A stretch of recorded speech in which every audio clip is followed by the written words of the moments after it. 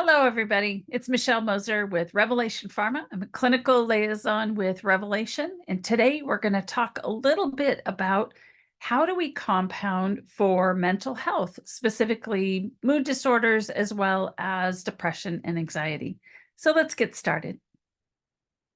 Wanted to let everybody know that the information that is going to be presented is for informational purposes only. Medical advice should be sought by a medical provider.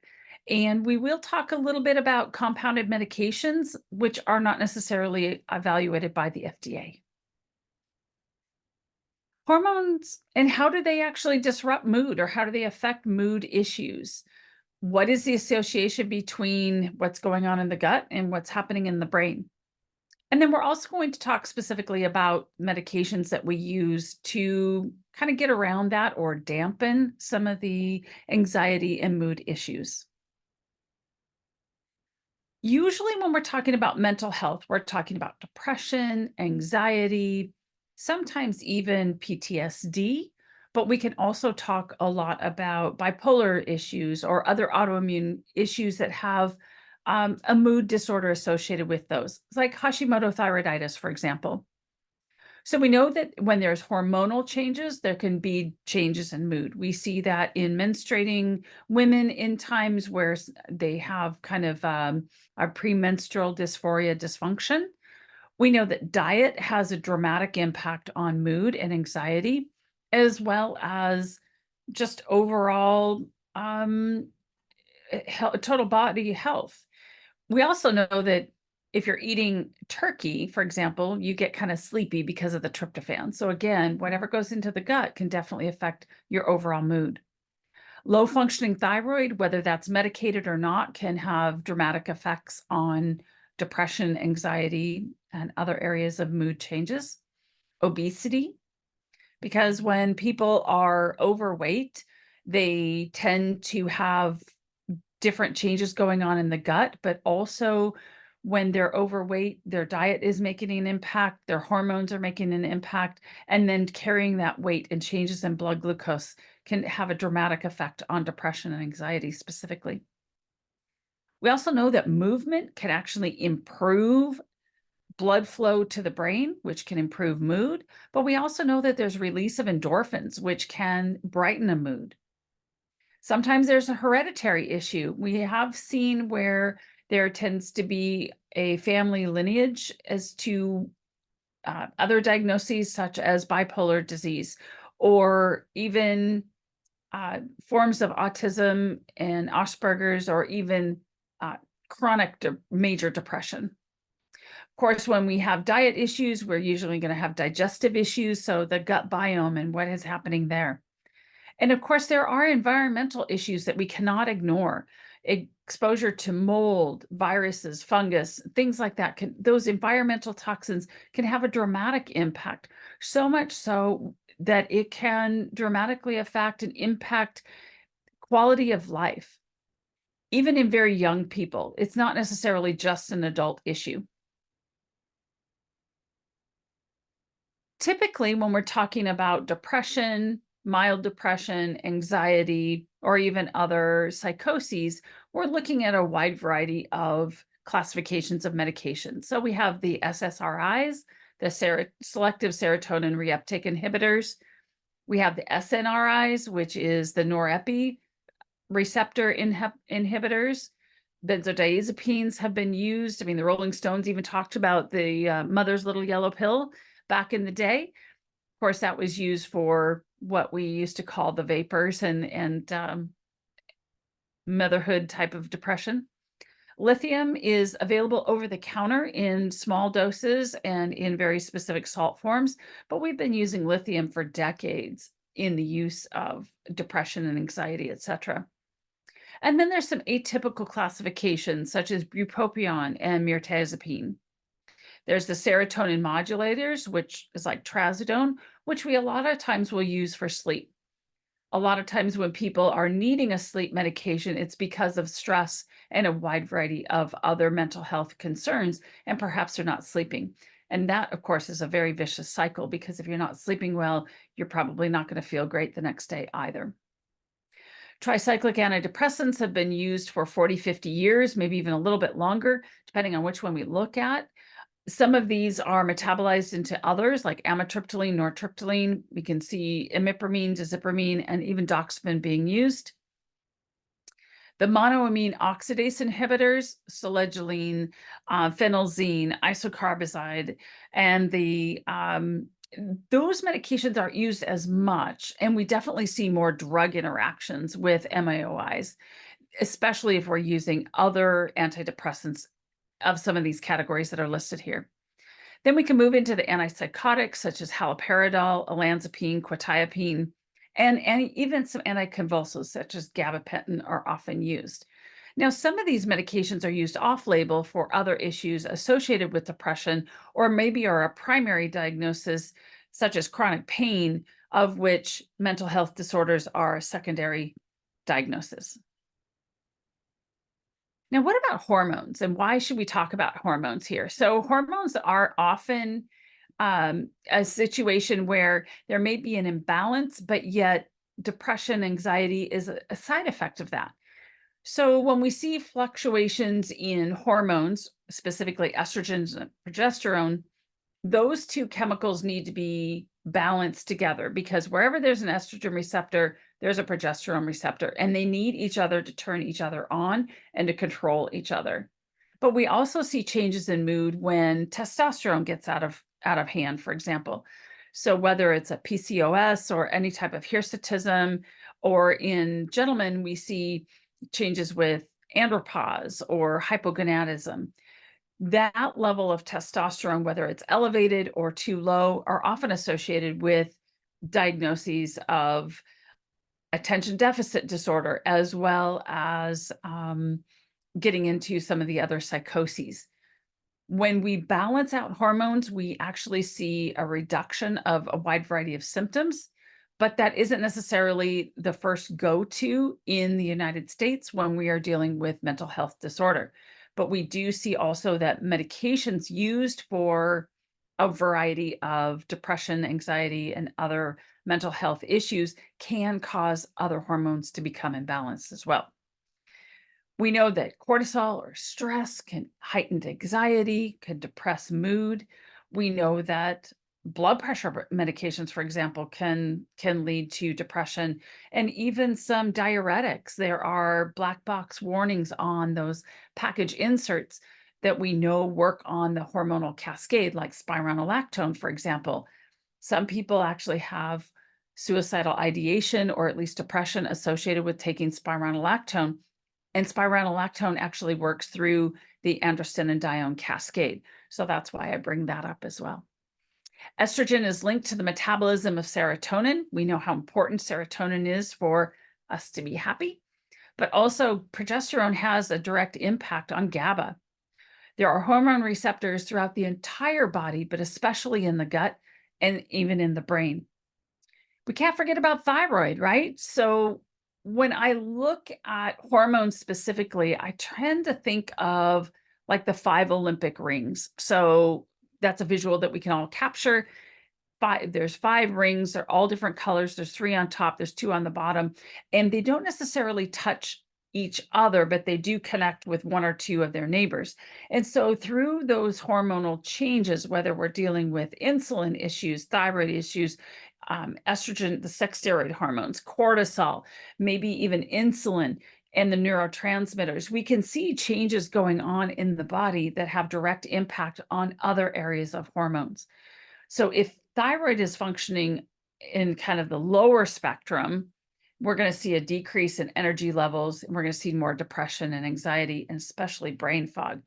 So when the TSH level tends to increase and we see lower levels of T4 and T3, of course, T3 is the only active form of thyroid, then we really need to pay attention, and perhaps just changing small bits and small areas of the neurotransmitters and hormones, we can actually make a dramatic impact on depression worldwide. When we get into the relationship between what happens in the gut and what happens in the brain, I tend to go back to Thanksgiving dinner.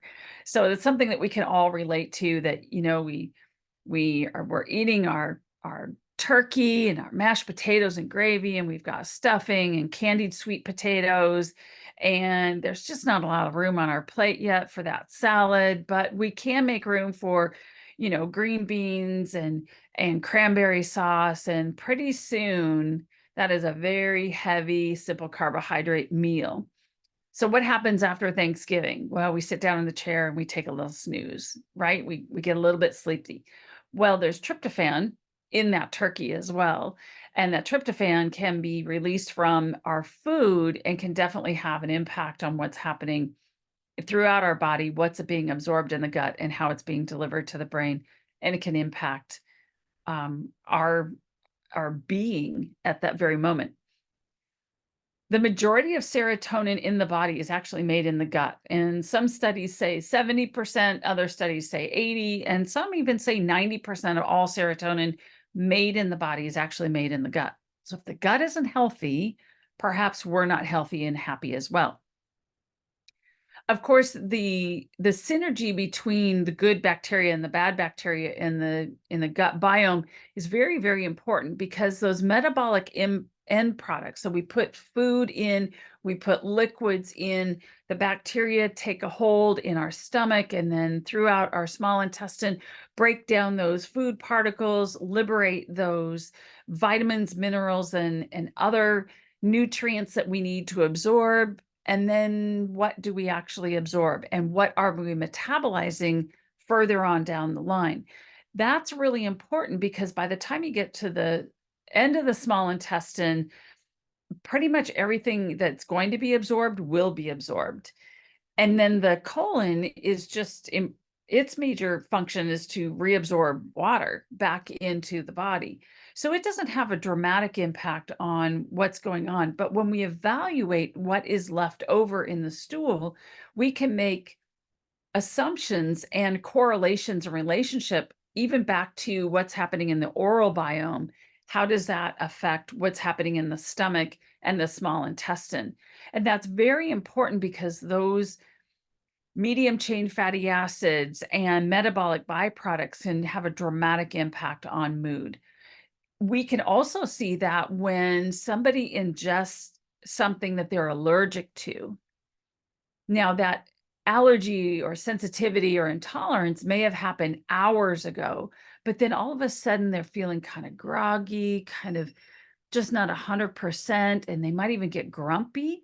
And that is due to the chemical changes happening with the pro-inflammatory cytokines, what's happening with the changes in serotonin levels, what's happening in changes of GABA and dopamine. And all of that can be evaluated by a simple stool collection, of which that stool can be evaluated and we can get a complete DNA sequencing of exactly what's in there. We can look at the species, the family. We can see what's happening with the metabolic processes, how much ammonia is being liberated, how much propionate is being liberated, and certainly, are we fermenting appropriately as well? All of those will have key components to go back to taking a look at changing diet, changing nutrients, but also, do we need to put the good guys back and try to minimize the bad guys? And is that actually changing our mood? Maybe even have an impact on depression and anxiety. When we're looking specifically at nutrient deficiencies, I like to go back to the core four, because I do believe that the standard American diet is pretty sad, right? Standard American diet, SAD, pretty sad. And most of the time, unless you're eating a really well balanced 75% vegetable, eating the rainbow kind of diet, you're going to miss out on a lot of nutrients.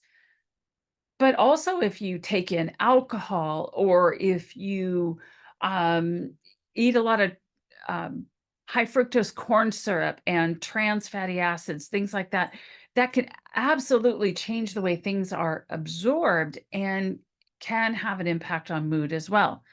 So whether you think you have a good diet, a mediocre diet, or a poor diet, I think it's important to really add back all of those pieces that are essential to the health and well-being of a body.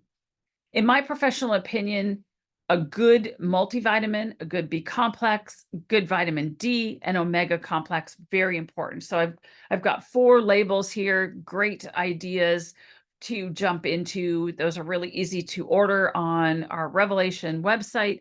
You can also order through the individual pharmacies. And we can actually do testing to further evaluate exactly which micronutrients are deficient and whether or not you actually have a genetic predisposition to changing vitamins and nutrients from their inactive form to their active form. And that is important because if you don't change them to their active form, you may not be absorbing and therefore utilizing. And B vitamins are very important. So, for example, B6. B6 has to be activated and it actually moves tryptophan to serotonin, sleepy to happy. So if you don't have enough B6, you're probably not going to do that very well. That's going to affect your mood. What we also know is that women that are stressed, and also men to a little lesser extent, but women use a lot more B6 than men do. So again, if you don't have enough B6 running around, what exactly are we doing here? But we also know that enough vitamin D, our sunshine drug, so unless you are living in an area where you see a lot of sunshine and you're actually exposing your abdomen, your clear, direct skin to the sun for a few minutes a day, maybe up to 15 to 20 minutes a day, you might not be absorbing vitamin D enough.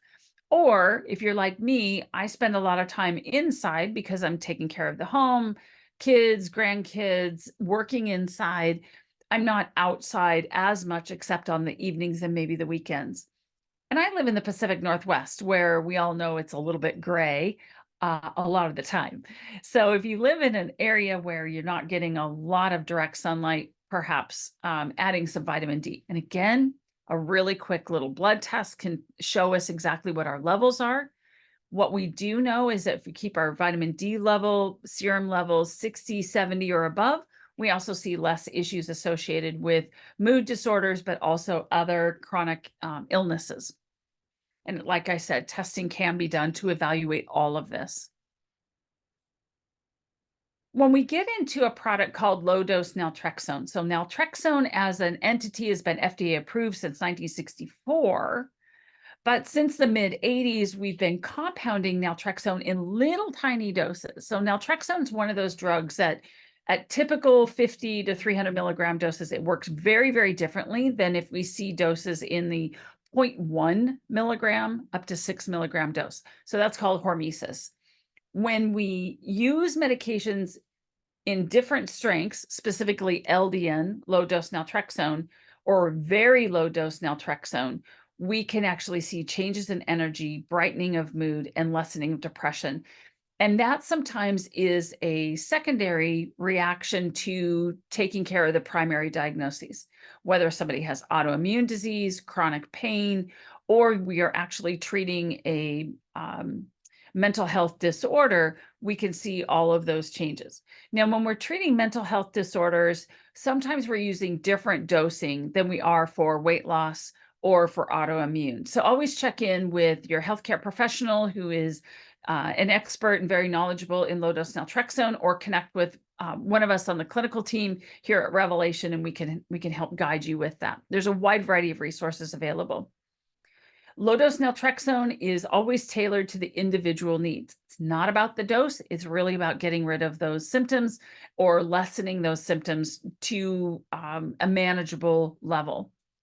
Low-dose naltrexone allows the patient to kind of feel the feels without experiencing the trauma all over again associated with those emotional issues, specifically like PTSD or any other childhood trauma. But LDN doesn't necessarily dampen the senses either. So it's very different than benzodiazepines or even SSRIs or SNRIs, where people just feel a little bit dull. LDN works very well with other medications. It does not interact with antidepressants, antipsychotics, ketamine, methylene blue, and is often compounded together so that we can enhance compliance. It's available in a variety of dosage forms. So again, meeting the individual needs to ensure not only compliance, but also to ensure that it's going to fit that individual's lifestyles. And then with follow-up, we can make sure that it is the right dose for someone and that we're not just hitting an end target dose. We don't all have to get up to 4.5 milligram or even a little bit beyond to get better results. This is one of my favorite papers. So I call this the Dartmouth paper, mainly because it was written and compiled by two amazing providers at Dartmouth University. It compiled the first 900 articles up to 2018, where these individuals took the articles and separated them by disease state, and then wrote out the mechanism of action, the summary of that article, the doses that were used, the patient population that was utilized in that study, as well as the outcomes. Low dose naltrexone in clinical medicine, specifically for a variety of chronic ailments such as MS, fibromyalgia, chronic regional pain syndrome, GI tract diseases like Crohn's and ulcerative colitis, also cancer, skin, autism, ALS, osteoarthritis, cholestasis, low back pain, depression, and more. And a lot of people think, well, how can one medication help with all of those things? Well, disease is all centered in inflammation. Low-dose naltrexone helps to reduce inflammation. We know that a lot of mood disorder is due to inflammation as well. Well, let's take a moment and talk about methylene blue, because methylene blue is one of those kind of old kid, new kids on the block kind of thing. So methylene blue has literally been around for centuries. And many years ago, we were using it for antivirals. We were using it for pain medication. We were even using it for depression. But currently, because methylene blue is so heavily used in the textile industry, we have to be absolutely 100% sure that we're sourcing methylene blue from a pharmaceutical source, that we're not just grabbing anything off the internet, because we don't know how pure it is. And you could actually be doing more harm than good if you're just grabbing anything that you can take offline. So when we source methylene blue in the compounding pharmacy world, we are looking for a manufacturer that can provide us with a certificate of analysis that shows us exactly what is surrounding that molecule, exactly how pure is it, and to what quality are we dealing with. Then we can compound it into a dosage form that is going to meet the needs of that individual. Sometimes it's a troche or a drop, or usually a capsule. Can also be made into a tablet. And like I said before, it's not uncommon that we will combine it with other medications to enhance compliance. Dosing with methylene blue tends to vary quite a bit. We've seen doses help in depression and anxiety as little as 5 milligrams, even up to 200 milligrams. Sometimes that's given daily, sometimes it's given 2-3 times a week, or even once a week. Again, it really depends on the individual. We have to be very, very careful to ensure that the patient understands that methylene blue will most likely change the urine kind of a blue-green color, and perhaps other secretions from the body as well. And there are many drug interactions between methylene blue and a wide variety of antidepressants and antipsychotics. So we always have to make sure that we have a full patient history, including medication history, to ensure that we're not doing any harm whatsoever and potentiating serotonin syndrome. Ketamine. So ketamine has been in and out of the public eye, especially over the last year and a half or so. Unfortunately, we lost a really popular actor in the last year due to the use of ketamine. But ketamine works on very different receptors. So we often use it in anesthesia in the veterinary world, but also in the human world. We can use it for psychiatry. We can use it for pain management and other disease states. Because it works so different, it will produce changes in mood where people can then explore what has happened to them in the past, or explore why they're feeling the depression, anxiety, and even multiple personality or other mood disorder currently experiencing these issues. So with the use of ketamine, if it's used IV, it's going to work a little bit differently than if we use it IM or nasal or oral. And the reason is because of metabolization, but also the rate of availability for absorption. We also know that the S enantiomer is twice as potent as the racemic mixture. In the compounding world, we are dealing with compounding with the racemic mixture. The S enantiomer is not available commercially, is only available commercially. It's not available for us to compound with. We also know that the R enantiomer is not something we really want to use because it is so weak. Analgesic doses are much, much, much smaller than we see for anesthesia doses. And we know that ketamine has anti-inflammatory properties. So when we're dealing with ketamine, it can be delivered once a day, sometimes up to once a week. And what we find is that, especially when we're dealing with depression and anxiety, that sometimes those effects last for many days, weeks, maybe even up to a month. So with these patients, they're monitored. We look for blood pressure changes. We look for issues surrounding them, whether or not they're having any delusions or changes in thought process. And we want to see how long that ketamine is going to work. So whether we're using something as a nasal spray or as an IV-IM use, then we're going to see changes with that. And sometimes with metabolites of ketamine, we will see more of the delusional components before we will see more of the analgesic properties. And a study published literally 10 years ago showed evidence of rapid antidepressant effects with minimal adverse side effects in as quickly as 24 hours after administration of ketamine. And this was a double-blind control study that showed a placebo group along with a ketamine group. And that was IV administration, but very interesting article. With racemic ketamine, I wanted to show you the route of administration versus the bioavailability, onset of action, and the peak plasma concentration, because this will help providers administer medication to or write prescriptions for patients on whatever it is that they're trying to treat. So we see a wide variety of depression clinics.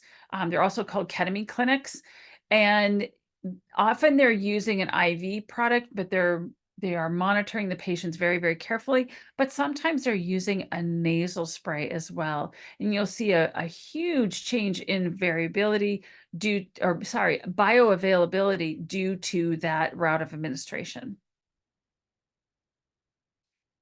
Now, here's a medication that is primarily compounded. The world really doesn't know a lot about this, but through Dr. Jim Laval, he is a clinical compounding pharmacist who also has a background in nutrition. He speaks quite often in functional medicine arenas. And one of his favorite products that he has developed is called synapsin. And this is an RG3 ginsenoside derivative combined with a nicotinic acid or nicotinamide to form different properties to help decrease neuroinflammation. And sometimes depression and anxiety has an inflammatory component. So we're able to see improvement in even executive burnout. So whether we're dealing with a very specific diagnosis, a major depression, a mild depression, or a self-imposed diagnoses of executive burnout. I mean, let's face it, the last 3-4 years have been really tough. They've been really tough to get through, but we have options out there. Now, when we compound synapsin, we are using that product in the nasal spray, but we're labeling it as a methcobalamin. Why are we doing that? Well, synapsin is not an approved drug that we can compound with and throw on the label. So we have to use an approved drug on the label. We use methcobalamin because we know that B12 a lot of times is a nutrient that is deficient during depression and anxiety. We also can see that this can be used in a sublingual route as well. So if somebody doesn't want to use a nasal spray and show changes in their mucosal colorants, because methcobalamin is kind of a pink, kind of a reddish color, you could have changes in the mucosal cavity. So we can use that as sublingually as well, and placed under the tongue in a troche or in a drop, and then we can see better benefits. And it's usually dosed anywhere from 2 to 3 times a day, but we do see really good conversion from over the blood-brain barrier, and we see a decrease in neuroinflammation. It also helps to attenuate microglial activation, so again, reducing inflammation. That's where LDN works very well with this as well. Those synapsin, methcobalamin, and LDN work very well. Also improves nitric oxide and reactive oxygen species levels. So with that, we see better blood flow, we see better vascularization, and we see decrease in inflammatory mediators as well. Also doesn't have really too many side effects. We've seen a little bit of nasopharyngeal irritation, but really the biggest thing that people are concerned about is the changing color of their mucosa. So when they blow their nose, it's kind of a pink red, and they get a little concerned that maybe they're bleeding, but they're really not. I wanted to add a few more references as well. I didn't get these on the earlier slides, but these are a few other references that I've used during this slide presentation. This is how you can connect with me. You can reach me at mmoser@revelationpharma.com. This is my personal cell. You're welcome to email me, text me, reach out, ask me any question you'd like. Be more than happy to help facilitate that. And if I'm not able to answer it directly, I certainly have other experts on our clinical team that I can refer you to. This is the network of pharmacies that we work with currently. And I really hope that we see you again next time when we present more information through our clinical team. So watch for us out there, and we'll see you soon. Thanks so much for watching.